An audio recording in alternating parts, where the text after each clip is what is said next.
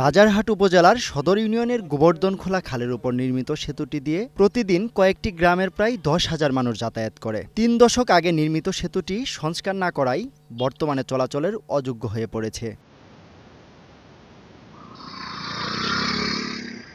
স্থানীয়রা জানান, সম্প্রতি একটি গরু সেতু থেকে পড়ে মারা গেছে। এর আগে কয়েকজন শিক্ষার্থী সাইকেল সহ খালে পড়ে আহত হয়েছেন। এই ব্রিজে হাইড্রাঙ্গা ব্রিজে খুব দুর্দশা, আমরা যে গাড়ি চলাইতে পারি না। এই ব্রিজটা নামাতে কোনো যানবাহন এবং মানুষ চলাচল খুবই একটা সমস্যা দাঁড়িয়ে গেছে। এলাকাবাসী জানান, সেতুর পিলারের সিমেন্ট ধসে পড়েছে এবং রেলিং না থাকায় যে কোনো সময় বড় ধরনের দুর্ঘটনা ঘটতে পারে। এই ক্যানেল হওয়ার পর এই ব্রিজটা হয়েছে। এই ব্রিজটার যখন মেরামত নাই, এই যে যানবাহন যাওয়ার মতন শক্তি নেই।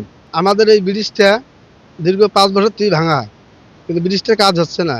আসি যায় দেখে কাজ হয় না। টোয়াল দিয়ে ঢিবলে দিয়ে কোনো মতে যাতায়াত করি।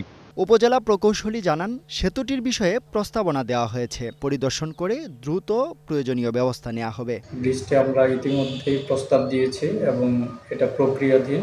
এটা আমরা অনুমোদন পেলে আমরা খুব দ্রুত বাস্তবায়নে যাব আশা করি। বড় ধরনের দুর্ঘটনার আগেই নতুন সেতু নির্মাণ বা সংস্কার কার্যকর উদ্যোগ নেওয়ার তাগিদ দিয়েছেন স্থানীয়রা। জুবার আহমেদ, গ্রিন নিউজ ডেস্ক।